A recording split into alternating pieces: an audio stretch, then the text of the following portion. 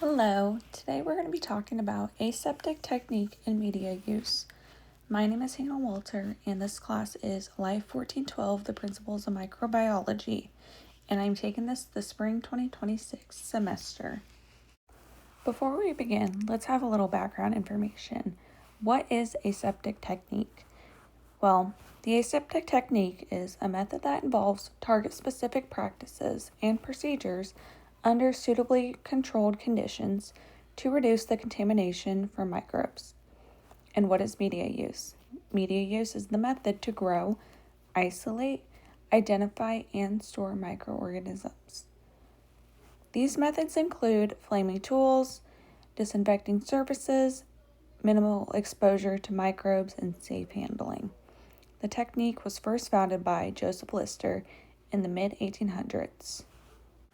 The objectives of this lab are to explain and apply the aseptic practices used for microbiology experiments, identify potential sources of contamination, and apply techniques used for establishing microbial growth with liquid and solid media. The materials needed for this lab include personal protective equipment, also known as PPE, goggles, gloves, and an apron. The hazards that come with this are the warning hazards, corrosion, flammable, toxic, environment, and health hazards. More materials that'll be needed that are from the equipment set sent with you are inoculating loops, grease pencil, liquid paraffin candle, and culture tube rack. Supplies needed from the culture materials that were given to you are lipopsized Serratia marcescens, 2 tryptic soy broth tubes, tryptic soy agar slant, sterile plastic pipette, and tryptic soy agar plate. Needed but not supplied, so you'll have to find it yourself from the store. Some of these you may find around your house.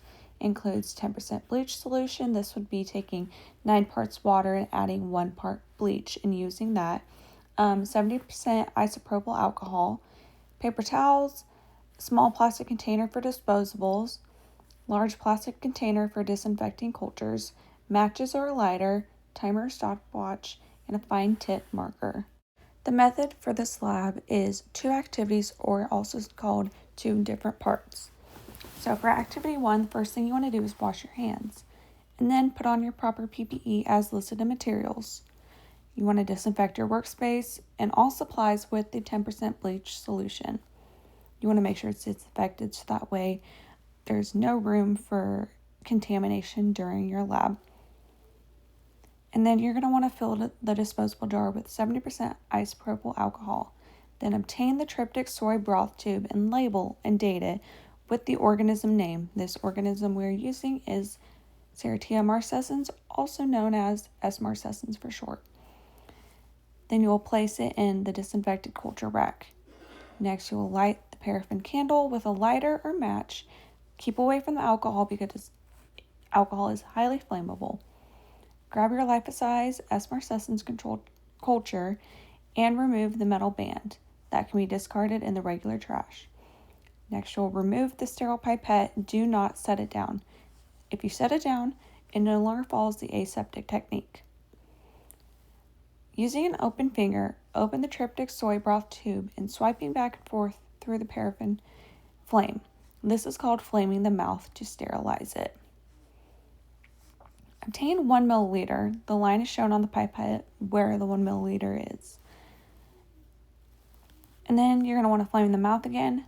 Put on the cap and place in the culture wrap. Remove the cap from the vial and squeeze the contents from the pipette into the vial and cover with the cap. You will then wait 30 seconds. And then you will open the culture tube and flame the mouth again. Add the contents from the vial using the pipette and squeeze into the broth. Flame the mouth, put on the cap, and then you're going to want to turn the cap back 1/4 turn to let some air in. This makes room for microbial growth. You'll place it in the rack and then place the pipette in the discard container. And then, since you are done with this activity, disinfect the workspace with 10% bleach solution. And then you will wait 24 hours for it to reactivate, and then you can move on to activity 2. Activity 2, you will wash your hands. Put on proper PPE as listed in materials. Disinfect workspace and all supplies with 10% bleach solution. Fill a disposable jar with 70% isopropyl alcohol. Every lab is the same no matter what you are doing. You will start every lab the same by washing hands, proper PPE, disinfecting. Then you will obtain 1 nutrient broth tube, 1 tryptic soy agar slant, and 1 nutrient agar plate. Then label all the tubes with the name of the organism as marcescens and the date. Light the paraffin candle. Remove a sterile inoculating loop and hold it in the dominant hand. Do not set it down. Again, this does not follow the aseptic technique if you set things down. Remove the cap from the reactivated culture and flame the mouth. Obtain a loop of liquid broth. Flame the mouth and put on the cap. Then you can place it back into the rack. Remove the cap from the tryptic soy agar slant and flame the mouth. Insert the loop and touch the bottom of it. And then, as you are lifting it up, you will drag the loop back and forth while pulling it out. Flame the mouth, put on the cap, and leave slightly loose. Same as when you were doing the reactivation, leave it the slightest bit open, quarter turn, so that way there's room for microbial growth. And then put it in the rack. Dispose of the loop in disposable jar. Then you'll obtain a new loop. Do not set it down. Flame the mouth of nutrient broth. And then obtain a loop of broth. Flame the mouth and put it in the rack. Slightly open the petri dish. Drag the loop back and forth in a zigzag. Close the lid, invert the plate, and then dispose of the loop and disinfect the workspace. We'll then take pictures of all 3 cultures after 48 hours of incubation and 72 hours of incubation. Here are my results. On the left is the tryptic soy broth, and you can see at the bottom that is where the growth is. The middle one is the agar plate, and as you can see, clear microbial growth. On the right is the tryptic soy agar slant, and as you can see, it looks a little bit cloudy. That there is the microbial growth. My results give a clear picture of that microbial growth. We look at these factors to make notes on any changes in the growths. All microbes can look different, and in this method is a great way to learn those different microbes, practice aseptic technique, and learn. I believe there's always room for growth, not just in science, but in life too. I believe that I should have covered the plate and slant more because there are many large gaps without microbial growth, and I feel like they both could have been filled out way more to show just more. Why is this significant to microbiology? Well, the aseptic technique and the use of media is very significant to the world of microbiology. Correct use can ensure pure, uncontaminated products.